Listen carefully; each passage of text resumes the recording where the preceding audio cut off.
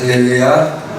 오늘 예배 오신 여러분들에게 기쁜 하나님의 은혜가 넘치시기를 주님의 이름으로 축원합니다. 모든 것이 잘 될 것입니다. 사랑하는 성도 여러분, 한 주간 동안 얼마나 힘드셨습니까?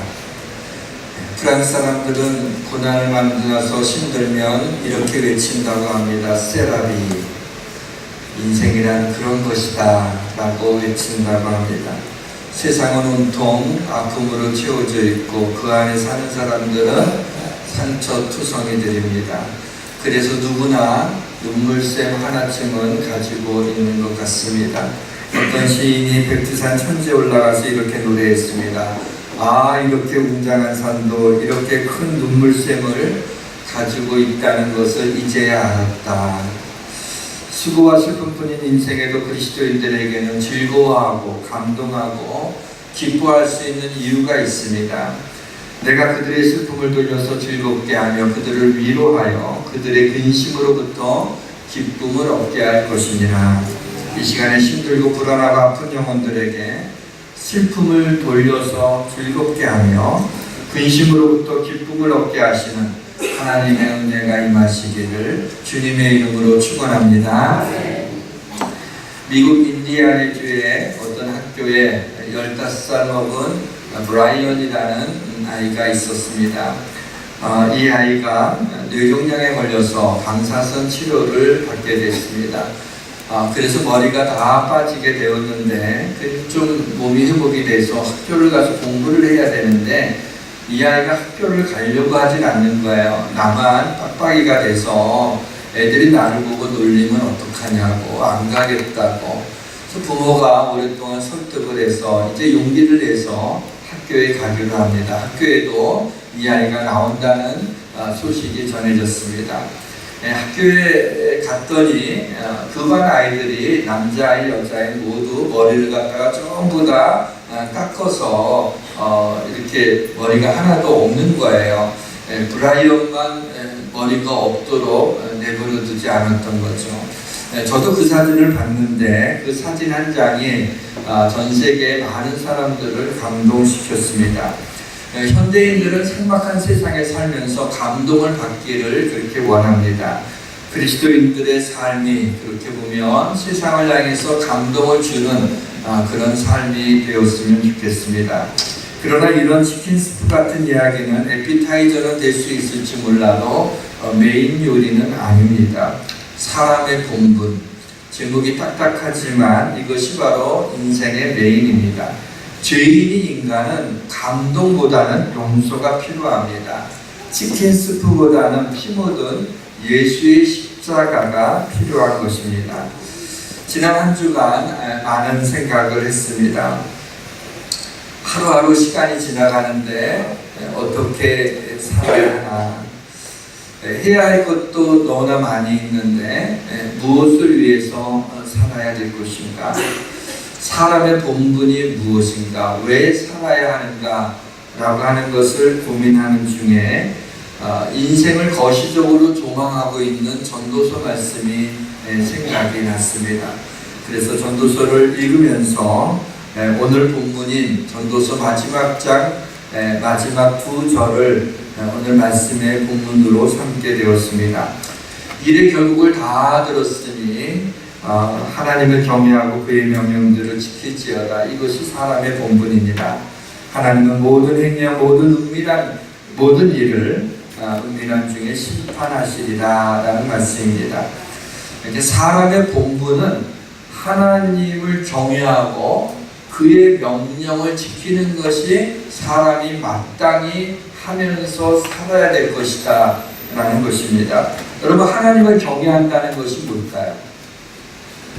신앙생활하는 것, 예배 드리는 것, 하나님을 믿고 의지하는 것, 하나님 말씀에 순종하는 것, 하나님의 영광을 위해 사는 것, 그 모든 것이 하나님을 경외하는 것이죠.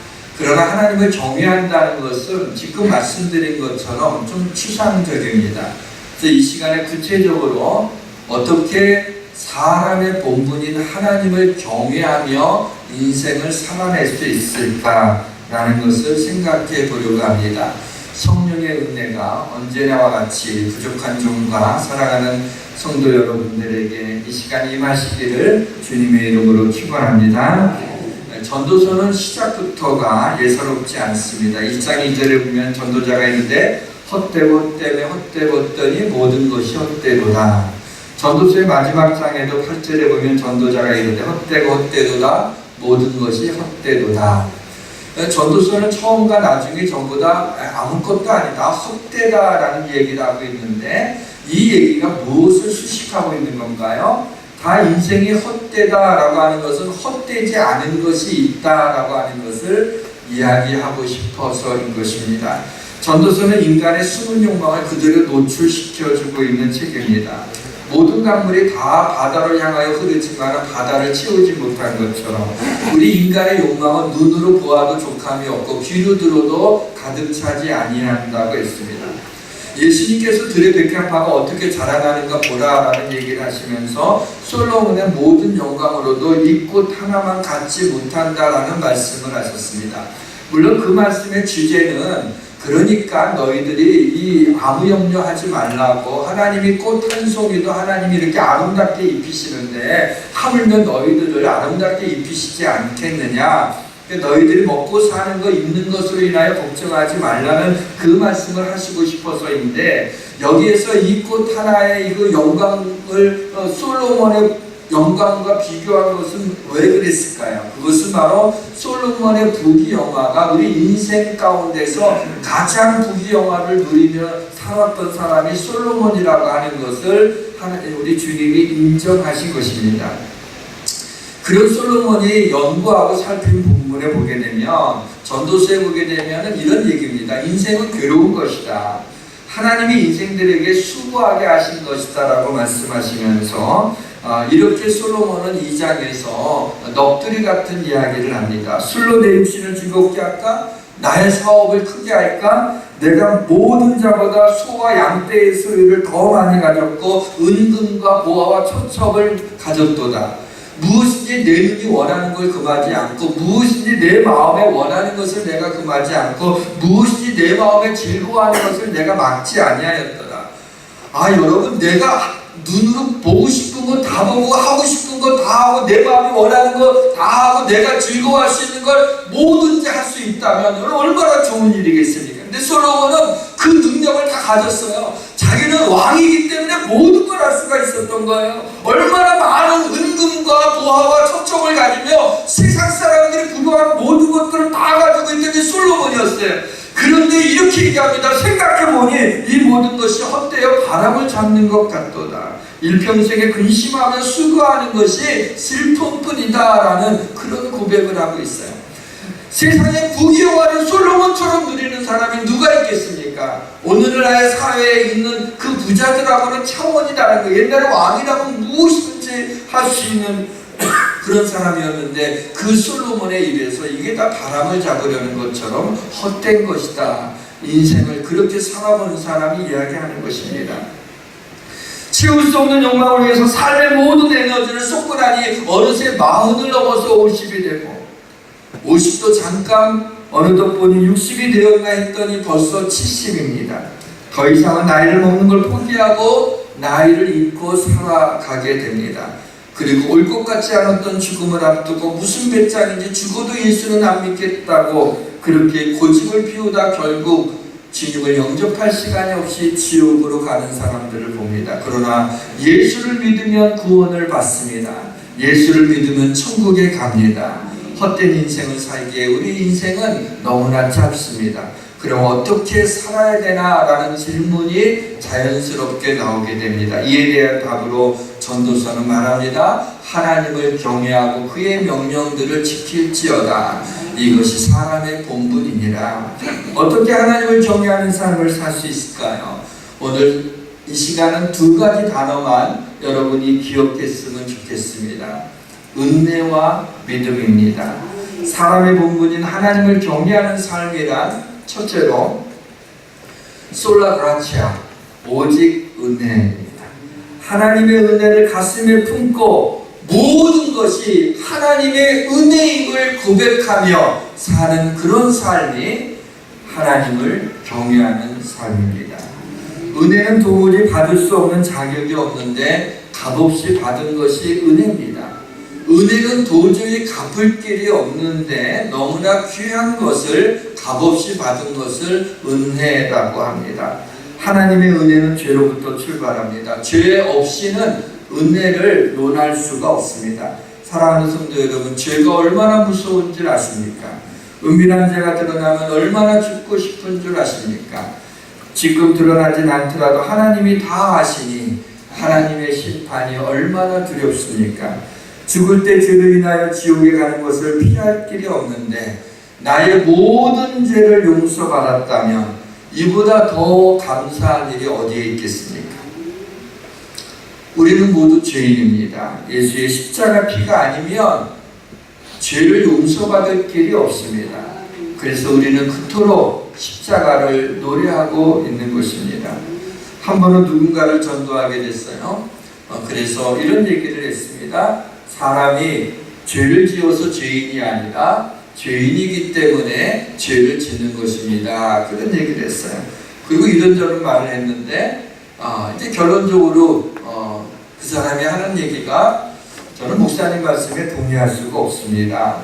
죄를 지어야 죄인이지 내가 죄를 짓지도 않는데 죄인이라고 하면서 너는 죄인이니까 죄를 짓는 거라고 그렇게 말씀하시는 것에 납득이 되지 않습니다 라고 이야기하는 겁니다.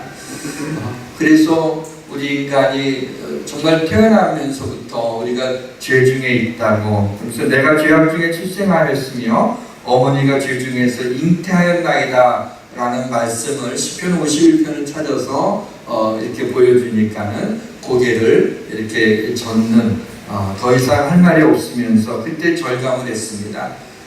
예수를 믿는다는 것이 은혜구나. 어찌하여다가 어떻게 나 같은 죄인이 예수 그리스도의 십자가의 은혜가 믿어지게 하시고 그것을 믿고 이 땅을 살아가게 하신 것이 얼마나 감사했는지 그것을 느낄 때가 있었습니다. 은혜를 얘기하게 되면 구원의 은혜가 가장 큽니다. 제가 좋아하는 말씀이 있는데 우리가 아직 죄인 되었을 때 그리스도께서 우리를 위하여 죽으심으로 우리에게 대한 자기의 사랑을 확증하셨느니라. 저는 이 말씀을 너무나 사랑합니다. 이 말씀에서 그리스도께서 죄인인 우리의 죄를 용서해 주시는 것은 이해가 됩니다. 근데 좀 놀라운 정도가 아니라 섬뜩한 것은 뭐냐면 우리가 아직 죄인 되었을 때라는 겁니다. 우리가 아직 죄인 되었을 때인데 우리를 사랑하신다고. 그것도 그 사랑을 어떻게 표현했냐면은 당신의 생명 같은 아들을 우리를 위해서 십자가에 피 흘려 죽게까지 하시면서까지 우리에게 대한 사랑을 그렇게 보여주셨다라고 하는 이 말씀이 얼마나 섬뜩한, 어떻게 이럴 수가 있을까라고 하는 생각이 들 만큼 하나님이 바로 나를 사랑하시는, 바로 여러분들을 사랑하시는 그 측량할 수 없는 그 하나님의 놀라운 사랑을 느낄 수 있습니다. 이 은혜만으로도 우리는 평생 감사하면서 살아갈 이유가 있는 것입니다. 모든 것이 하나님의 은혜라고 말할 수 있는 이유가 있는 것입니다. 믿음의 사람인 다윗이 하나님이 내 마음에 합한 자라고 인정했던 다윗이 왕이라는 지위를 이용해서 밧세바라고 하는 자기 신하의 부인을 빼서 이 신하의 부인과 잠을 자게 됩니다. 그러나 선지자 나단에 의해서 준엄한 책망을 받고 다윗이 통곡을 합니다. 그의 침상이 다 젖을 정도로 눈물로 하나님 앞에 회개하는 장면이 나옵니다. 그리고 자신의 죄에 대하여 쓴 시가 시편 51편에 나오는데 이 51편 1절에서 3절 말씀을 우리 한번 같이 읽었으면 좋겠습니다. 함께 읽겠습니다. 하나님이여 주의 인자를 따라 내게 은혜를 베푸시며 주의 많은 긍휼을 따라 내 죄악을 지워주소서. 나의 죄악을 맑게 씻으시며 나의 죄를 깨끗이 제하소서. 물은 난 내 죄가를 아오니 내 죄가 항상 내 앞에 있나이다. 네. 내 죄가 항상 내 앞에 있다고, 나는 죄인이라고 그렇게 다윗이 고백을 하며 죄 용서함을 구하고 있습니다. 이후에도 보게 되면 우슬초로 나를 정결하게 하소서 내가 정하리이다. 나의 죄를 씻어주소서 내가 눈보다 시리이다. 내가 즐겁고 기쁜 내게 즐겁고 기쁜 소리를 들려주소서. 주께서 꺾으신 뼈들도 즐거워하게 하소서 하면서 자신이 죄로 말미암아 너무 고통스럽고 이 죄를 용서해 달라고 주님이 용서해 주셔서 이 꺾으신 뼈들도 즐거워하게 해달라고 하는 고백을 하게 됩니다. 제 눈길을 사로잡았던 것은 주께서 꺾으신 뼈들이라고 하는 그 문장입니다. 우리의 삶에 주께서 꺾으신 뼈들이 있지 않습니까? 망가진 내 삶에 어떠한 부분들이 있지 않습니까? 처절한 고통, 폐부를 찌르는 아픔, 가슴 찢어지는 슬픔, 뼈를 마르게 하는 근심, 떠나지 않는 두려움, 이런 것들이 우리의 마음에 있지 않습니까? 주님이 우리의 삶에 곳곳이 잘 나갔었는데 어느 순간에 주님이 꺾으신 뼈들이 있지는 않습니까? 그런데 이 찬양, 주께서 꺾으신 뼈들도 즐거워하게 하소서. 우리 주님께서는 꺾으신 뼈도 즐거워하게 하시는 능력이 있습니다. 이 꺾으신 뼈들도 즐거워하게 하시는 하나님, 이것이 바로 은혜인 것입니다. 이 은혜는 구원의 은혜만 있는 게 아닙니다. 우리의 삶의 구석구석에 하나님의 은혜가 스며들어 있습니다. 그래서 우리는 은혜를 가슴속에 품고 모든 것이 하나님의 은혜임을 고백하는 삶을 살아갈 수 있는 것입니다. 우리 몸속에 얼마나 공간이 있는지는 모르겠습니다. 그러나 그 모든 공간마다 저는 하나님의 은혜로 채워져 있다고 생각을 합니다. 내 마음에 비어져 있는 어떤 부분들이 있으니까 그곳에 하나님의 은혜로 채워진다고 믿습니까? 우리가 하나님의 은혜를 내 가슴 속에 품고 내 삶에 일어난 모든 것을 대할 때마다 모든 게 하나님의 은혜라고, 나의 잘남이 아니라 하나님의 은혜라고, 하나님의 모든 게 하나님의 은혜라는 그런 고백을 하며 사는 삶, 그것이 바로 하나님을 경외하는 삶인 것입니다. 그리고 이것이 사람의 본분인 것입니다. 모든 것이 하나님의 은혜임을 고백하는 이런 마음을 흐려지게 하는 것이 있습니다. 그 바로 그 하나님의 은혜를 잡아먹는 바이러스가 있습니다. 교만입니다. 하나님이 교만을 얼마나 슬퍼하시는지 예레미야에 보게 되면 하나님께서 이런 말씀을 하십니다. 나의 심령이 너희 교만으로 말미암아 은밀한 곳에서 울 것이며, 하나님의 심령이 우리의 교만 때문에 은밀한 곳에서 운다는 것입니다. 저는 이 말씀을 읽다가 마치 친정아버지가 사랑하는 딸이 큰 아픔을 당해서 어디 드러내놓고 울지는 못하고 은밀한 곳에 가서 울고 있는 그런 모습이 생각이 났습니다. 저는 이 모습을 보면서 사랑하는 아들이 너무나 큰 고통 가운데 있는 걸 보면서 뒷방에 들어가서 눈물을 훔치고 있는 그 어머니의 그 모습이 생각이 났습니다. 하나님이면 이럴 필요가 없는데 우리의 교만 때문에 왜 하나님의 심령이 은밀한 곳에서 울 것이며 라는 그런 말씀을 하셨을까? 그것은 그만큼 우리에게 대한 사랑이 얼마나 깊은지를 보며, 또 하나는 우리의 교만을 하나님이 얼마나 슬퍼하시는지를 우리에게 말씀해 주고 있는 것입니다.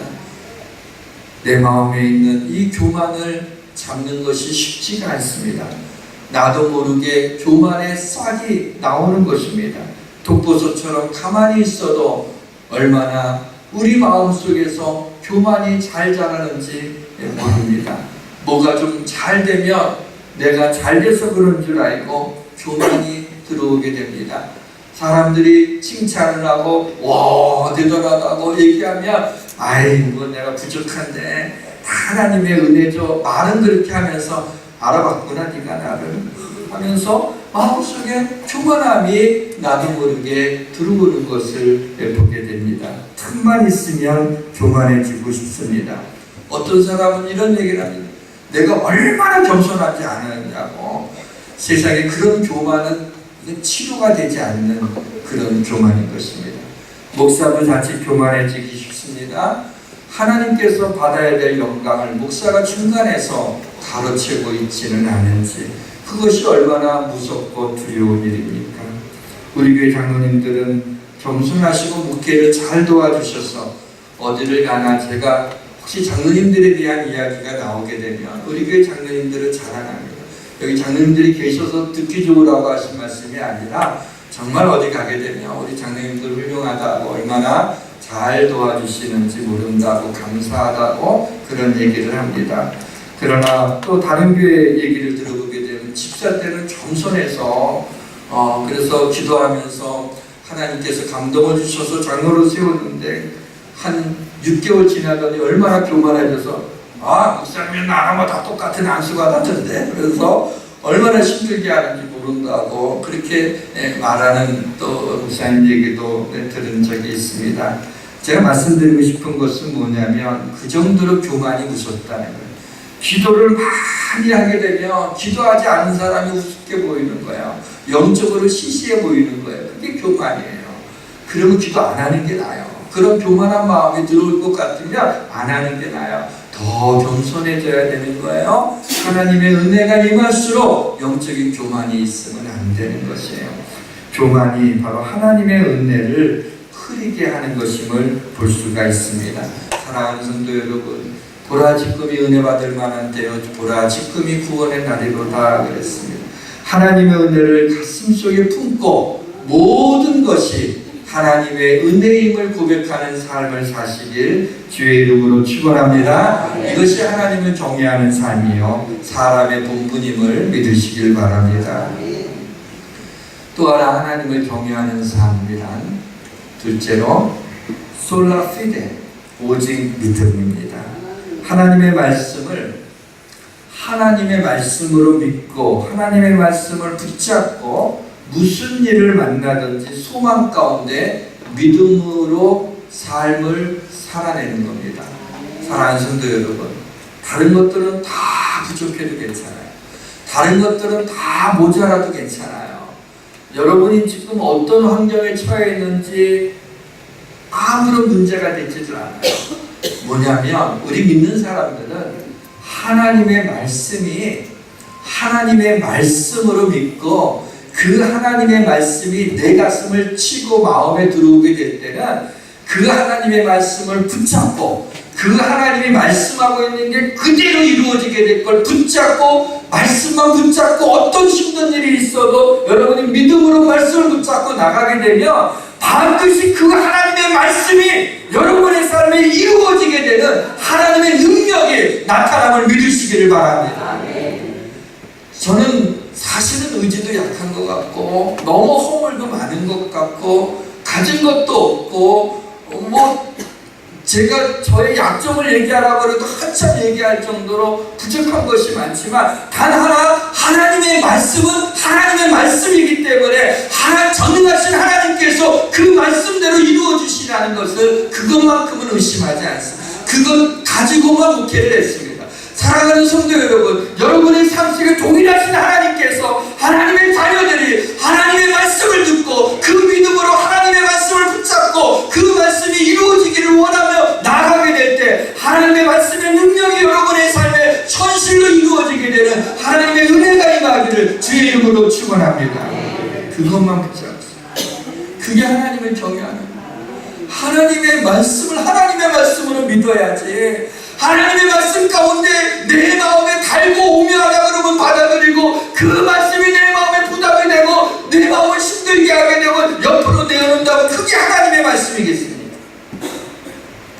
하나님의 말씀은 무엇이든지 그 말씀을 내가 하나님 말씀으로 받아들이고 그걸 믿고 나가야 돼요. 그걸 믿고 나가면 그 하나님의 말씀을 붙잡고 있으면 언제나 소망이 있는 거야. 이 소망으로 우리의 삶에 있는 모든 밀림과 같은 이 모든 숲들을 다 제거하고 하나님께서 광야에서 길을 내시며 사막에서 강을 내시는 그 하나님의 은혜가 있게 됨을 경험할 수 있음을 믿으시기를 바랍니다. 우리는 지금 하나님의 존전 앞에 나와 있습니다. 하나님께 예배하기 위해서 이 자리에 나와 앉아 있습니다. 하나님 지금 이 가운데 임재하심을 믿는데 하나님이 임재하셔서 여러분들의 무엇을 보실까요? 헤어스타일을 보실까요? 얼마짜리 옷을 입었는지를 보실까요? 하나님이 여러분의 무엇을 보시겠습니까? 믿음입니다. 하나님은 여러분의 믿음을 보시고 기뻐하십니다. 히브리서에 믿음이 없이는 하나님을 기쁘시게 하지 못하나니. 하나님이 관심은 우리의 믿음이에요. 그걸 보고 하나님이 기뻐하세요. 저 사람이 얼마나 가진 것이 많이 있는지, 지식이 많은지, 얼마나 선한 사람인지, 주님에게는 그보다는 믿음이 있는지를 보고 계십니다. 우리의 믿음을 보시고 하나님이 기뻐하시는 것입니다. 믿음은 들음에서 나며 들음은 그리스도의 말씀으로 말미암느니라 그랬어요. 여러분, 믿음은 들음에서, 하나님의 말씀을 들음에서 나고요. 이 하나님의 말씀을 들으면 믿음이 생기고 그 믿음으로 하나님의 말씀대로 그 명령을 지키는 것입니다.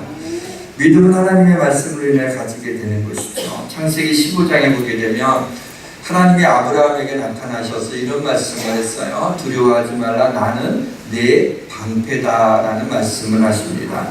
사랑하는 성도 여러분, 치명적인 질병이 두렵습니까? 자녀들의 앞날이 두렵습니까? 북한의 핵폭탄이 두렵지 않습니까? 근데 하나님이 나의 방패가 되신다면 무엇이 두려울까요? 하나님께서 아브라함에게만 내가 너의 방패가 되신다고 하는 걸까요? 아브라함만 위함이 아니요, 바로 우리도 위함이라는 말씀이 있지 않습니까? 바로 하나님이 아브라함에게 나는 너의 방패가 되신다는 얘기는, 그 말씀을 오늘 우리의 귀에 들려준 이유는 하나님께서 여기에 앉아있는 한 사람도 빼놓지 않고 바로 하나님이 여러분의 방패가 되어 주신다는 얘기입니다. 하나님의 방패가 막지 못하는 것이 무엇이 있겠습니까? 하나님이 우리를 지키시지 못하는 것이 무엇이 있겠습니까? 하나님이 나의 방패가 되신다는 것, 이것 하나만 우리가 확실하게 믿는다면 이 땅에 두려울 것이 무엇이 있습니까? 어떤 것들이 두렵고 우리의 마음을 뒤흔들어 놓고 있습니까? 하나님이 여전히 나의 방패가 되신다. 심지어는 내가 쓰러져 넘어지며 죄짓고 연약한 가운데 있을지라도 그것 때문에 하나님이 우리를 버리지 않습니다. 하나님이 우리의 방패가 되어 주실 것입니다.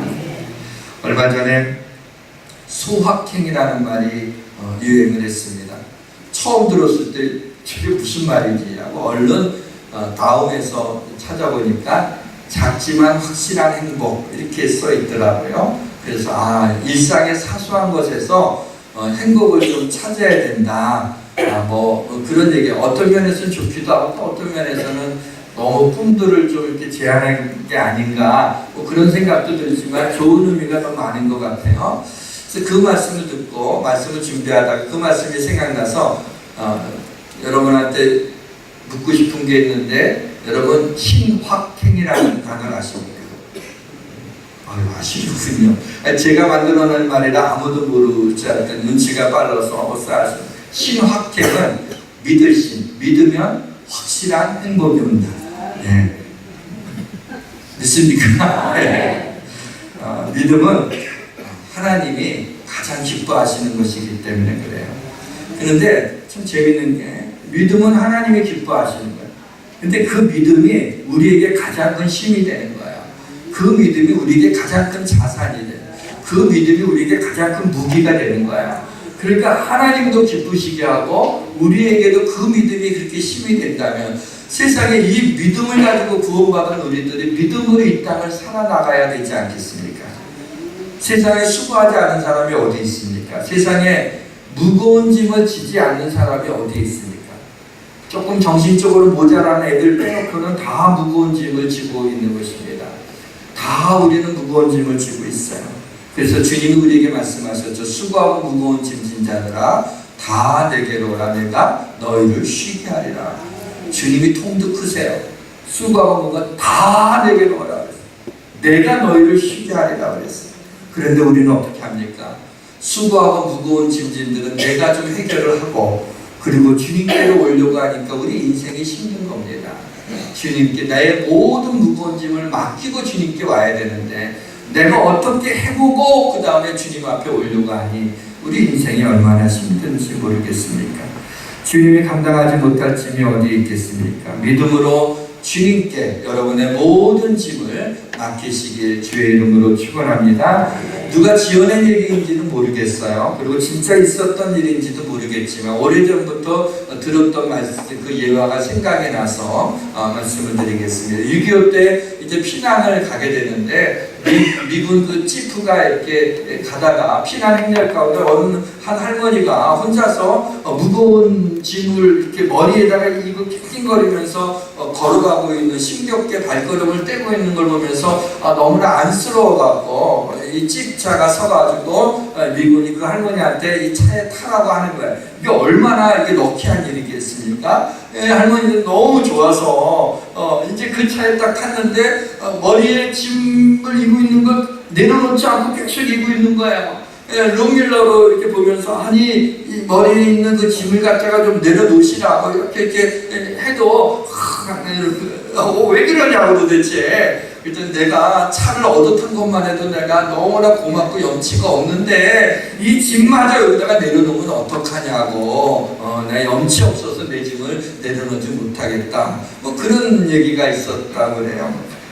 여러분 우리가 구원받은 은혜가 얼마나 큽니까? 우리의 죄사함 받은 은혜가 얼마나 큽니까? 우리를 하나님의 자녀로 삼아주셔서 영원한 천국에서 죽음 이후에 영원토록 살게 하신 은혜가 얼마나 감사합니까? 그런데 그 구원의 은혜가 크다고 우리의 삶에 무거운 짐을 주님 앞에 내려놓기가 염치가 없습니까? 그것은 염치가 없는 것이 아니라 믿음이 없는 것입니다. 말씀의 문을 닫겠습니다. 사랑하는 성도 여러분, 여러분은 예배를 통해서 무엇을 기대하고 이 자리에 나오셨습니까? 영감 있는 찬양대의 찬양에 감동받고 싶습니까? 은혜로운 말씀에 감동받고 싶습니까? 감동이 없는 세상에 예배를 통해서 감동이 있었으면 좋겠습니다. 그러나 감동받으며 사는 것이 사람의 본분이 아닙니다. 사람의 본분은 하나님을 경외하고 그의 명령을 지키는 것이 사람의 본분인 것입니다. 저는 감동을 주려고 여러분에게 말씀을 전하는 것이 아닙니다. 예수의 피 묻은 십자가를 전하고 싶은 것입니다. 나 같은 죄인에게 베푸신 감당할 수 없는 하나님의 은혜를 전하고 싶은 것입니다. 말씀을 시작하면서 제가 두 가지 단어만 기억했으면 좋겠다고 말씀드렸어요. 은혜와 믿음입니다.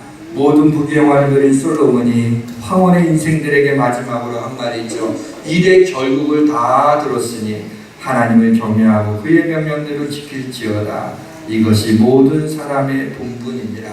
사람의 본분은 하나님을 경외하는 것입니다. 우리 하나님을 찬양합시다.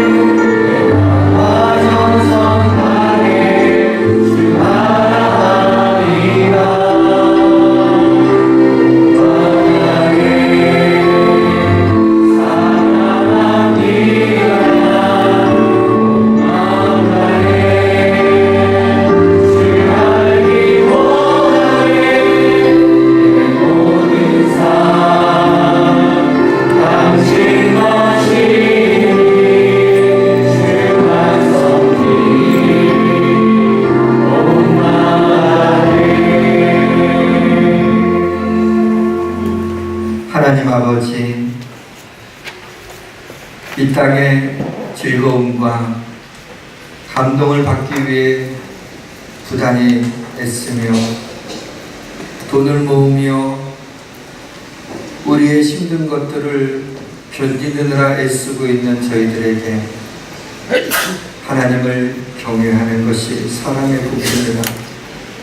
하나님이 우리에게 베푸신 은혜를 찾아가며 모든 것이 하나님의 은혜임을 고백하며 감사하는 삶을 살기를 원하시고, 하나님 아버지, 우리가 이 땅에 살아가면서 믿음으로 어떤 어려움 가운데 소망을 가지고 하나님의 말씀으로 그 모든 것들을 이기고 나가는 것, 그것이 하나님이 원하시는 거라고, 사람의 본분이라고 오늘 말씀해 주신 이 말씀을 기억하고 하나님을 경외하는 것이 추상적으로 머물지 않게 하시고 우리의 삶이 하나님을 경외하는 삶이 되게 하여 주옵소서. 예수님의 이름으로 기도합니다. 아멘.